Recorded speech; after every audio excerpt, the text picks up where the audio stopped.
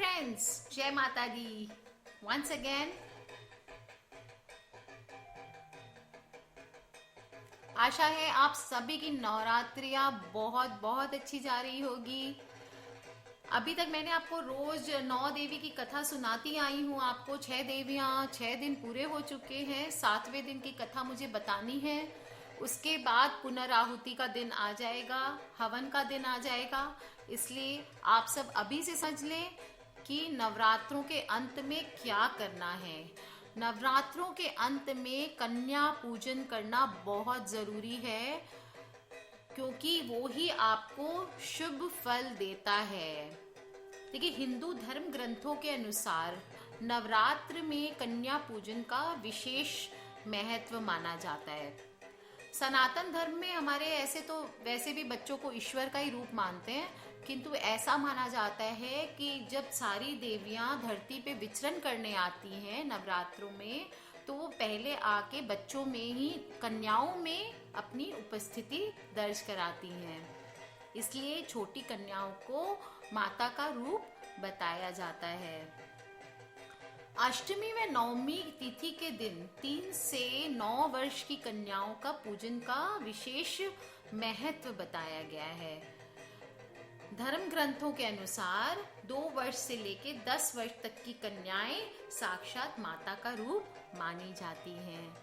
छल और कपट से दूर ये कन्याएं बहुत ही पवित्र बताई गई हैं। और कहा जाता है कि जब नवरात्रि में माता पृथ्वी लोक पर आती हैं, तो सबसे पहले कन्याओं में ही विराजित होती हैं। तो दोस्तों, हमको इस बार भूलना नहीं है कि कन्याओं को कैसे जिमाना है। कन्याओं को बिना जिमाए उनको हमें ढेर सारी गिफ्ट्स देनी है, उनकी सेवा करनी है, कन्याओं को खाना खिलाना है, ताकि हमारी पूजा सफल हो जाए। नवरात्रि देखिए, सुंदरता से मुखरित होने वाला पर्व है। उमंग खिल खिल जाने वाला पर्व है। कहते हैं कि 9 दिनों तक देवी शक्तियां इस समय भ्रमण करने आती हैं मनुष्य लोक में।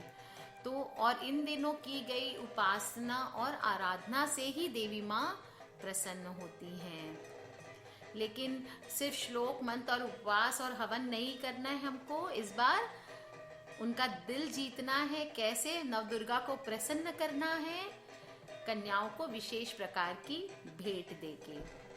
तो आइए आज मैं आपको बताती हूँ कि 9 दिन कैसे करें कन्या पूजन, क्या गिफ्ट्स देने हैं आपको 9 दिन 9 कन्या की पूजन की। आइए आज मैं बताती हूँ आपको 9 दिन में 9 कन्याओं को क्या भेंट हमको करना है। प्रथम दिन इनको फूल की भेंट देना शुभ माना जाता है। साथ में कोई भी एक श्रृंगार की सामग्री अवश्य दें, चाहे चूड़ी हो, चाहे बिंदी हो, या कुछ भी जो आपकी श्रद्धा शक्ति हो। अगर आप माँ सरस्वती को पसंद करना चाहते हैं तो कन्याओं को सफेद फूल अर्पण करें। अगर आपके दिल में कोई भौतिक कामना है तो आप कोई भी लाल फूल, जैसे गुलाब, चंपा, मोगरा, गेंदा, गुड़हल, कोई भी फूल देकर, लाल पुष्प देकर इनको खुश कर सकते हैं कन्याओं को। दूसरे दिन, नवरात्रि के दूसरे दिन हमें फल देना है। ठीक है, ये ध्यान रहे फल खट्टे ना हो। अगर आप नॉर्मल कोई भी सांसारिक कामना के लिए अगर आप फल दान कर रहे हैं तो पीला, लाल या पीला आप कोई भी दे सकते हैं। पर अगर आप वैराग्य की प्राप्ति के लिए कर रहे हैं तो आपको केला या श्रीफल ही देना है। पर बस ये ध्यान रखना है फल खट्टे नहीं होने चाहिए। तीसरे दिन मिठाई का विशेष महत्व होता है। इस दिन अगर आप हाथ की बनी हुई खीर, हलवा, पूरी, केसरिया, चावल आदि खिलाएंगे, कन्याओं को जिमाएंगे, तो देवी माँ बहुत जल्दी प्रसन्न हो जाती हैं। चौथे दिन वस्त्र देने का महत्व आता है। लेकिन मैं नहीं बोलूंगी कि अगर आपकी सामर्थ्य शक्ति नहीं हो तो आप ड्रेसेस दान करें। आप रुमाल या रिबन या व्हाट डू यू से, रबर बैंड्स भी आप दान कर सकते हैं। ये हुए 4 दिन। 5वें दिन बड़ा इंपॉर्टेंट माना जाता है। उस दिन माना जाता है कि सौभाग्य और संतान की प्राप्ति की मनोकामना की जाती है। अतः कन्याओं को 5 प्रकार की सामग्री देना अत्यंत शुभ माना गया है। इसमें आप बिंदिया, चूड़ी, मेहंदी, बालों के लिए क्लिप्स, सुगंधित साबुन, काजल, नेल पॉलिश, टेल्कम पाउडर इत्यादि भी दे सकते हैं। नवरात्रि के छठे दिन की बात करते हैं। उस दिन आपको बच्चों को खेल सामग्री देनी है। लड़कियों को गुड्डे गुड़िया दे सकते हैं आप। पहले जमाने में तो यही था, गुड्डे गुड्डी देते थे, या छोटे छोटे किचन सेट दे दिया, है ना। किचन सेट बच्चों को बहुत, लड़कियों को बहुत पसंद होता है। मुझे भी याद है, मैं भी बहुत खेलती थी किचन सेट से। तो किचन सेट वगैरह दे देते थे। पर आजकल मार्केट में बहुत सारी वेराइटीज है, बारबी से लेके बहुत सस्ते तक का, आप जो देना चाहें आप उनको गिफ्ट कर सकते हैं। पहले जमाने में तो पांचे, रस्सी और गुड़िया, गुड्डे गुड्डी यही दिया जाता था। 7वें दिन माँ सरस्वती का दिन होता है, उनकी आह्वान की जाती है। और इस दिन कन्याओं को विशेषकर माना गया है कि शिक्षण सामग्री देनी चाहिए, जो शिक्षा में उनके यूज आए। आजकल स्टेशनरी बाजार में भी देखिए आप, बहुत सारी चीजें मिलती है, pen, pencil, copy, drawing books, notebooks, compass box, lunch box, colour box, colour pencils. आपको जो देना है, आपकी जो श्रद्धा शक्ति हो, कोई भी स्टडीज में यूज आने वाली चीज आप दान दे सकते हैं। 8वां दिन बहुत बहुत इंपॉर्टेंट दिन माना गया है और कन्या पूजन का विशेष महत्व अष्टमी के दिन ही आता है।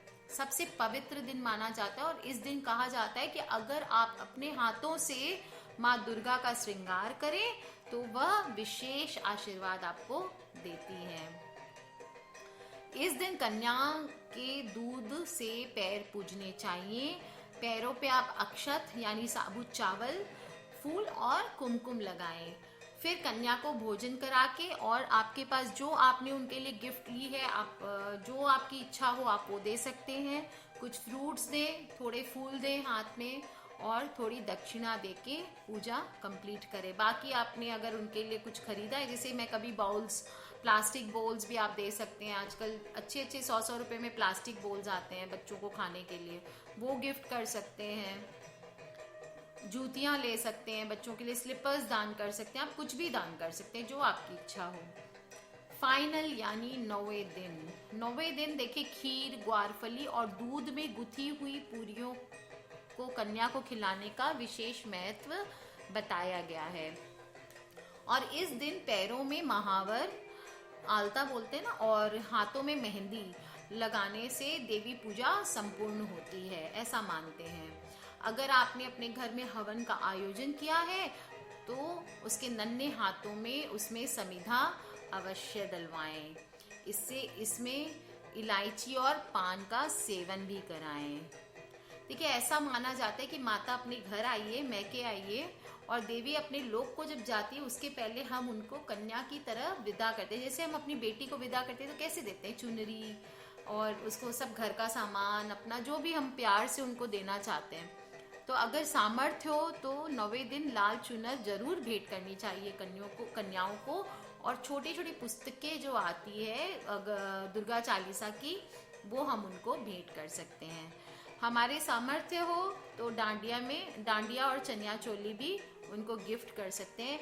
ऐसा माना गया है कि इन रीतियों के अनुसार अगर हम पूजन करें तो देवी माँ प्रसन्न होती है और साल भर के लिए हमारे घर सुख, समृद्धि, वैभव, कीर्ति और सौभाग्य प्रदान करती हैं।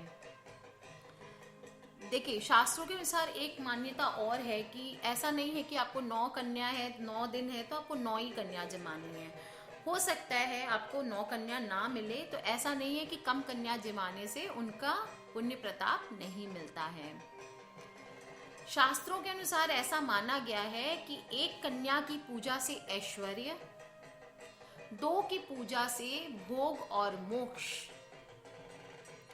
3 कन्या की पूजन से धर्म,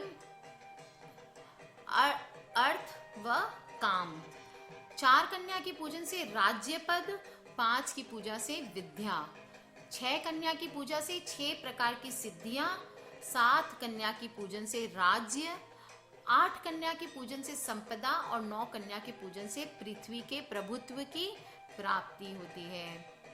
देखिए, कुछ लोग नवमी के दिन भी कन्या पूजन करते हैं, लेकिन अष्टमी के दिन कन्या पूजन करना श्रेष्ठ माना गया है। कन्याओं की संख्या 9 हो तो उत्तम है, नहीं तो 2 कन्या से भी आप काम चला सकते हैं। लेकिन ये ध्यान रखें, कन्याओं की आयु 10 वर्ष से अधिक नहीं होनी चाहिए। देखिए, शास्त्रों में 2 साल की कन्या को कुमारी, 3 साल की कन्या को त्रिमूर्ति, 4 साल की कन्या को कात्यायनी, 5 साल की कन्या को रोहिणी, 6 साल की कन्या को कालिका, 7 साल की कन्या को चंडिका, 8 साल की कन्या को शांभवी, 9 साल की कन्या को दुर्गा और 10 साल की कन्या को सुभद्रा माता माना गया है। इसलिए भोजन कराने के बाद कन्याओं को दक्षिणा जरूर देनी चाहिए। इस प्रकार महामाया भगवती हम पे प्रसन्न होके हमारी सारी मनोरथों को पूर्ण करती हैं। तो चलिए, अब मैं बता देती हूँ आपको, फटाफट इसका महात्म बता दिया। अब कैसे करनी है कन्या पूजा आपको आता ही होगा, फिर भी मैं बता देती हूँ। कन्याओं के पैर धोकर सबसे प्रथम उनको आसन पे बिठाएं, हाथ में मोली बांधें और माथे पे रोली से टीका लगा दें। माता दुर्गा के प्रसाद के नाम पे उबले हुए चने, हलवा, पूरी, खीर, पुआ व फल आदि का भोग हम लगाते हैं। आपका जो सामर्थ्य हो वो आपको करना है, पर ट्राई करें हलवा पूरी और खीर का भोग तो जरूर ही लगाएं, और चने। ये प्रसादी आपको कन्याओं को भी देना है और कुछ न कुछ दक्षिणा भी देनी है। लाल चुन्नी और चूड़ियां अगर आपकी सामर्थ्य है तो आप वो भी दें, और घर से विदा करते समय आशीर्वाद के रूप में उनकी थपकियां लेनी चाहिए। उनके पैर छू के उनको बोले आप पीठ पे हमें थपकी दे दो। ठीक है, बहुत सिंपल सा है, आप सभी करते भी होंगे, फिर भी मैं रिपीट कर दे रही हूँ। ध्यान रखिए कि कन्याओं के साथ एक लांगूर यानी एक लड़के को भी जिमाने का धर्म आता है। ऐसा कहा जाता है कि लंगूर के बिना पूजन अधूरा रह जाता है। वैसे कन्या पूजन केवल हमारे हिंदू धर्म में नहीं बताया गया है। आज विश्व के कई ऐसे अन्य देश हैं, जिस चीन, जापान, रूस, नेपाल, कई देशों में भी ये कन्या पूजन शामिल है, लेकिन उनको अलग अलग नामों से पुकारा जाता है। साथ ही साथ अगर आप नवरात्रों में कन्या पूजन कर रहे हैं या नहीं भी कर रहे हैं, किंतु आपको ये कसम है कि इन नवरात्रों में जरूर खानी है कि आप समाज की कन्याओं और दूसरी महिलाओं को हमेशा आदर भाव देंगे। समाज में आप कन्या पूजन आज करें ना करें, हमें ये भावना जरूर फैलानी है अपने बच्चों में। हमें खुद भी अपने मन में रखना है, चाहे वो हमारे बेटे हों, चाहे हमारी बेटियां हों या हम खुद हों, हम की कन्या माँ दुर्गा का स्वरूप है। हमें इनका मान सम्मान और आदर करना चाहिए। शायद इन नवरात्रों में हम माता को सबसे बड़ी भेंट यही दे सकते हैं। आप सभी को ढेर सारे प्यार और आशीर्वाद के साथ आज के लिए मैं विदा लेती हूँ यहीं पे। अगर आपको कोई भी क्वेश्चन है तो आप मेरे वीडियो के नीचे मुझे लिख के पूछ सकते हैं, आप मुझे मैसेज कर सकते हैं, आप मुझे मेल कर सकते हैं, आप मेरे फेसबुक पेज को लाइक कर सकते हैं, आप मेरे चैनल से सब्सक्राइब करके रखें ताकि अपकमिंग और भी जो वीडियोस हैं आप उनसे अपडेटेड रहें। कोई भूल चूक हो तो माफ़ी चाहती हूँ। आप सबकी को ढेर सारे प्यार के साथ जय माता दी।